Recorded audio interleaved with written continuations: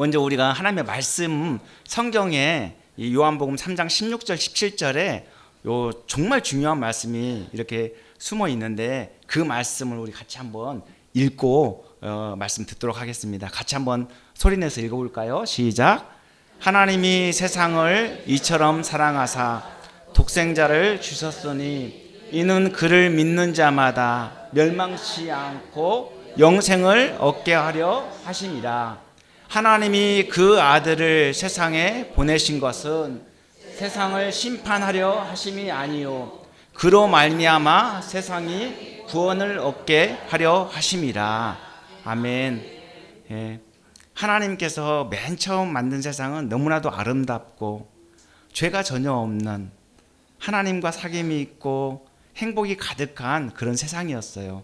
그래서 아담과 하와가 에덴 동산에 마음껏 돌아다니면서 수고하지 않고 열매를 마음껏 따먹고 그 안에서 행복을 누리며 살 수 있었죠. 지금처럼 열심히 땀 흘려 일하지 않아도 가는 곳마다 풍성한 열매들이 있으니까 언제든지 먹을 과실이 풍성했고 그것을 마음껏 따먹고 하와와 그렇게 행복하게 지낼 뿐만 아니라 하나님과 또 풍성한 교제를 하며 그렇게 살 수 있도록 하나님께서 은혜를 베풀어 주셨죠. 그런데 이런 복된 사귐 하나님과 교제가 죄로 인해서 끊어지게 돼요. 아담이 사탄의 유혹에 빠져서 결국에는 범죄하고 그리고 하와도 마찬가지로 같이 범죄하고 그로 인해서 이 세상에 죄가 들어오면서 하나님과 관계가 완전히 엉망이 된 거예요. 그래서 인간은 하나님과 관계가 어그러지면서 불행한 인생이 됐어요. 그러니까 모든 사람이 다 아담의 다 후손이잖아요. 그러니까 아담의 후손으로 태어나게 되면 한 사람도 예외 없이 다 그 죄를 안고 태어나게 되는 거예요. 그래서 우리가 여자로 태어나게 되면 해산의 고통이 따르는 이유도 바로 이 죄로 인해서 온 결과이고, 남자가 또 정말 뼈 빠지게 그 가정을 책임지고 먹여 살리기 위해서 동분서주하며 애를 쓰는 것도 바로 이 죄로 인한 결과인 것이죠. 그리고 우리가 바이러스에 쉽게 노출되면 감기 걸리고 또 병원에 가기도 하고 얼마나 몸살을 끙끙 앓으면서 힘든 시간을 보냅니까? 누구나 다 죄에 대해서 정말 나는 또 병에 대해서, 질병에 대해서 나는 자유하다 이렇게 할 수 있는 사람이 한 사람도 없잖아요. 아무리 건강하다는 사람들도 다 감기는 달고 살아요. 그래서 이렇게 이 질병으로부터 자유하지 못하고 또 사망이 우리 인간에게 오게 되잖아요. 이게 다 죄로 인한 결과거든요. 그 전에 범죄하기 전에는 하나님과 그런 좋은 관계 속에서는 아담이 영원토록 하나님과 행복한 삶을 살 수 있었는데 이 땅에 이 죄에 대한 그 결과로 인해서 이제 하나님과 관계가 단절되고 그리고 인간에게는 죽음이라는 것이 오게 되었어요. 그래서 누구나 다 이 세상에 한 100년 전후의 삶을 살다가 누구나 다 죽음을 맞이하게 되죠. 뭐 먼저 태어났다고 해서 항상 나중에 먼저 죽고 나중에 태어났다고 해서 나중에 죽고 이런 법은 없어요. 법칙은 없어요. 먼저 태어났어도 먼저 갈 수도 있고 나중에 태어났어도 나중에 늦게 갈 수도 있어요. 근데 누구나 다 그 결론적으로 말씀드리면 이 죽음은 피할 수 없다는 거예요. 육체적인 죽음은 피할 수 없다는 거예요. 누구나 다 죽음을 맞이하게 돼요. 그러면 죽음으로 모든 인생이 끝나냐?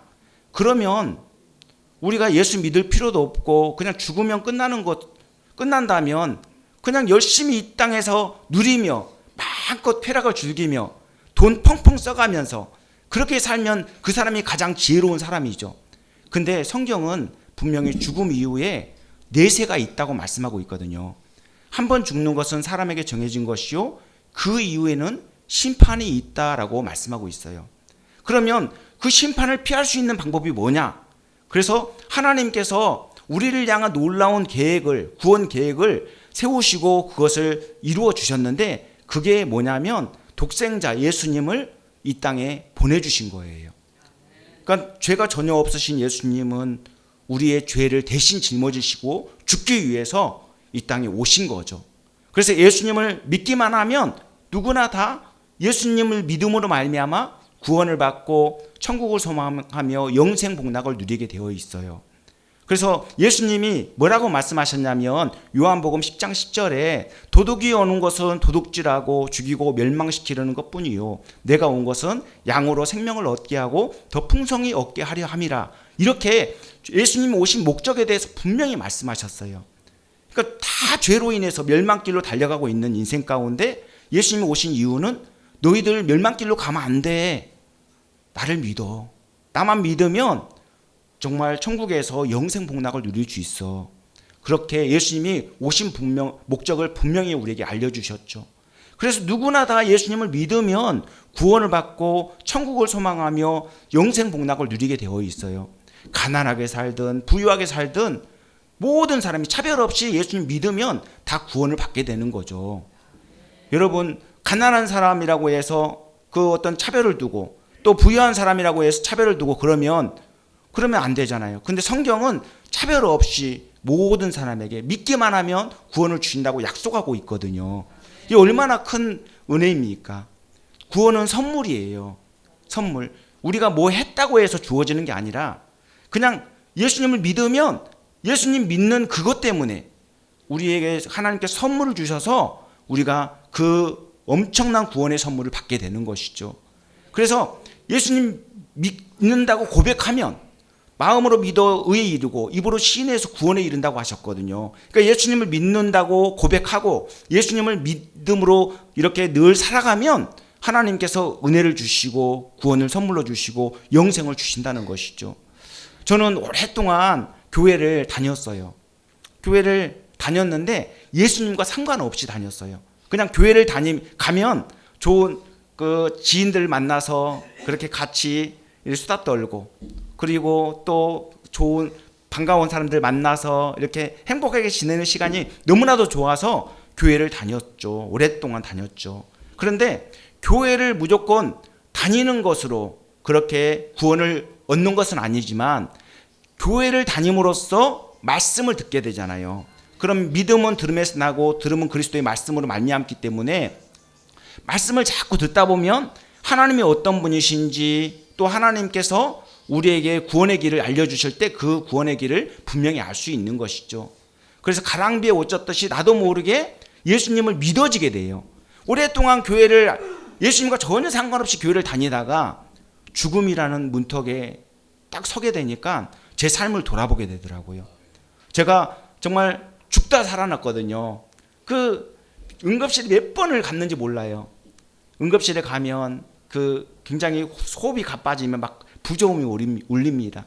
그 소리가 그렇게 듣기 싫었어요.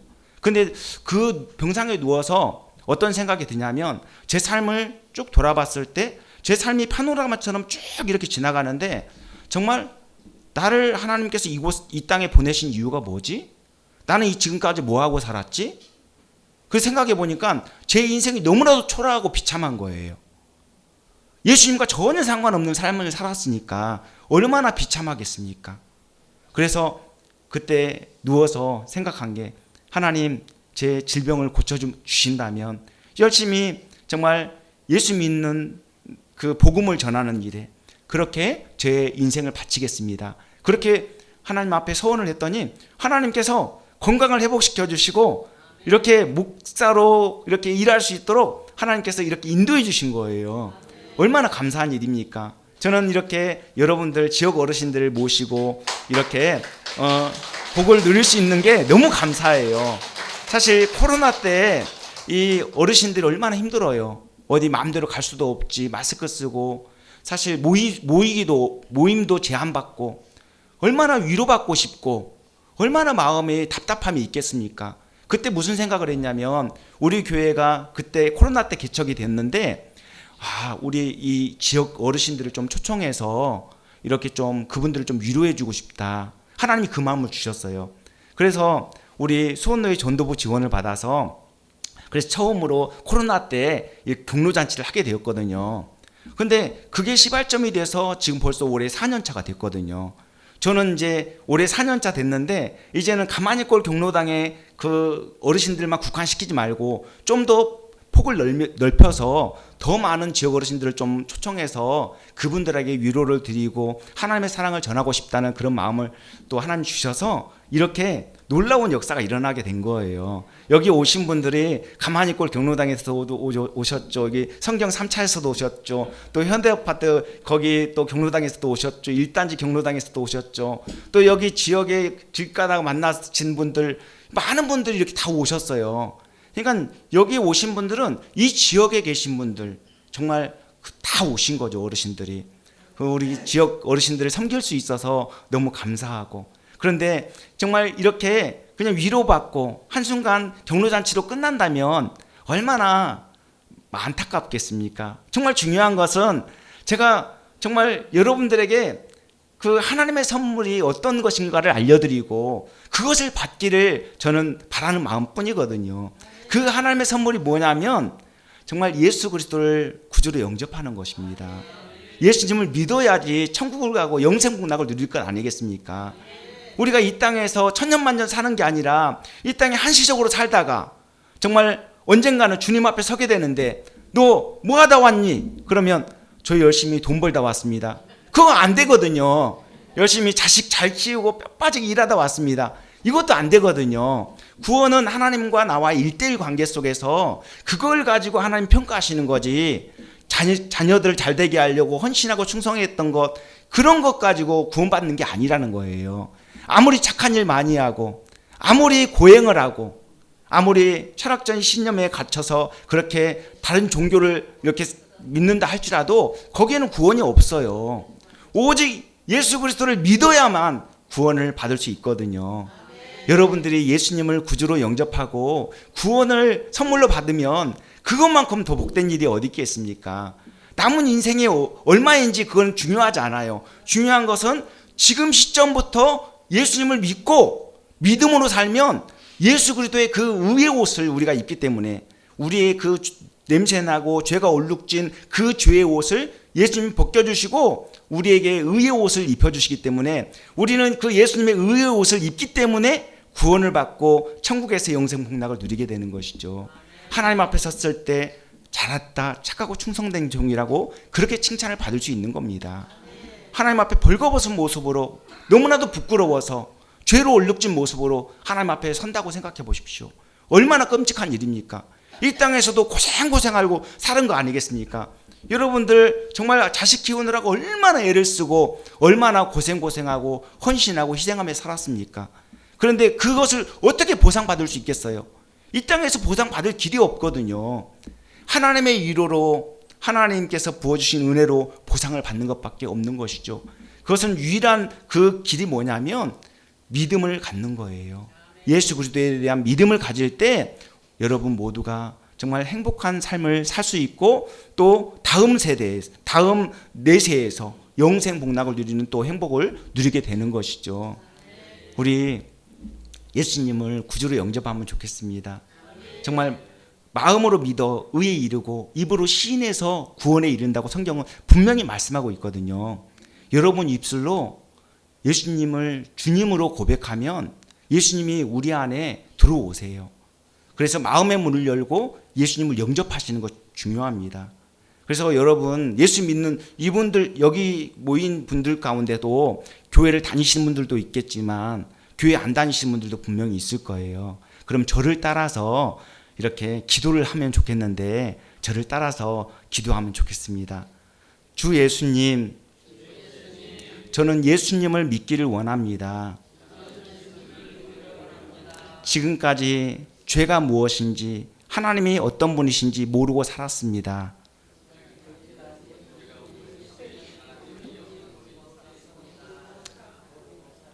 예수님을 구주로 믿고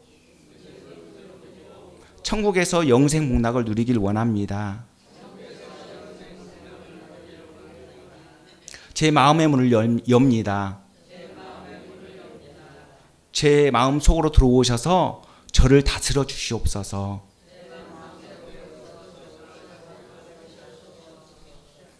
예수님의 이름으로 기도합니다.